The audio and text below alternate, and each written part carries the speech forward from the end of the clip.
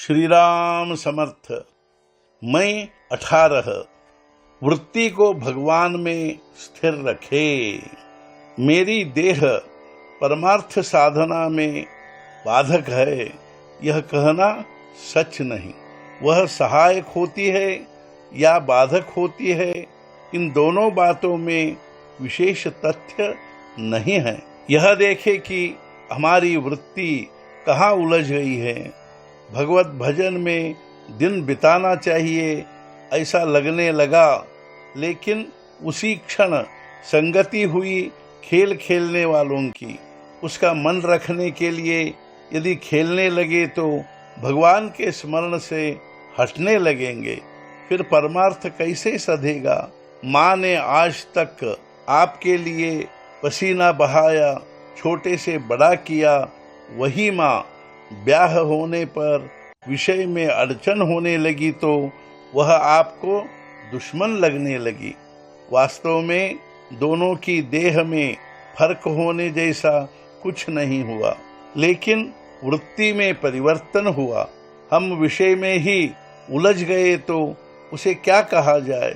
हम सुखी काहे से होंगे, यह हमने अपनी समझ से तय किया है।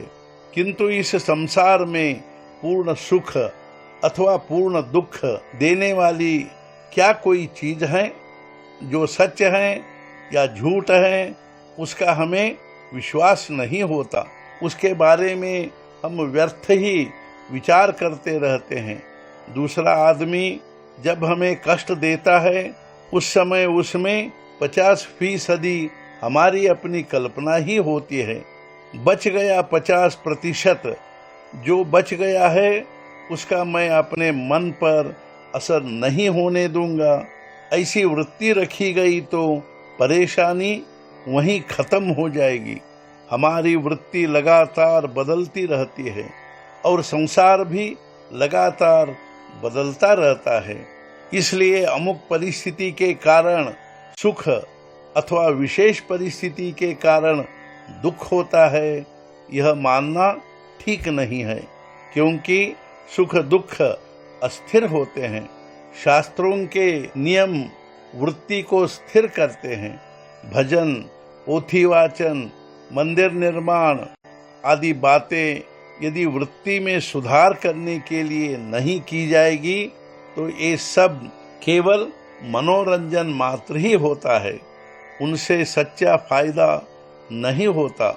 रेलगाड़ी प्रतिदिन काशी जाती है, लेकिन उसे कोई काशी यात्रा का पुण्य लाभ नहीं होता।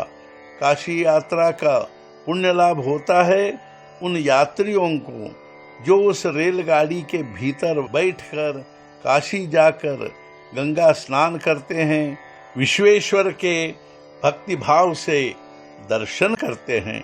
वैसे ही केवल देह से पूजा पाठ करने से परमार्थ नहीं सधता। हमारी वृत्ति भगवान से संलग्न होनी चाहिए। भगवान का रूप लगातार सामने नहीं रखा जा सकता, लेकिन उसका रूप ध्यान में नहीं आया तो भी उसका हम नामस्मरण कर रहे हैं, इतना भी ध्यान में रहा तो भी हमारी वृत्ति में सुधार होगा। हमारी आंख में यदि धूली कण भी चला जाए तो भी वह चुभता है। महीन धूली कण से भी वृत्ति अधिक सूक्ष्म होती है और वह तो केवल भगवान की ही समझ में आती है, और इसके कारण उसके सामने धोखाधड़ी नहीं चलती। विषय भोग का मौका आने पर जो उसमें नहीं उलझता तो समझे कि उस पर भगवान की सच्ची कृपा हुई। भगवान से अलग न होना, उसका विस्मरण न होना, उसके नामस्मरण में रहना, उसी में सच्चा संतोष, शांति और सुख है।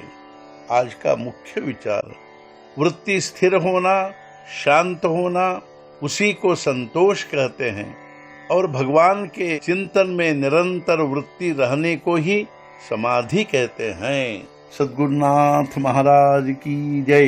जय जय रघुवीर समर्थ।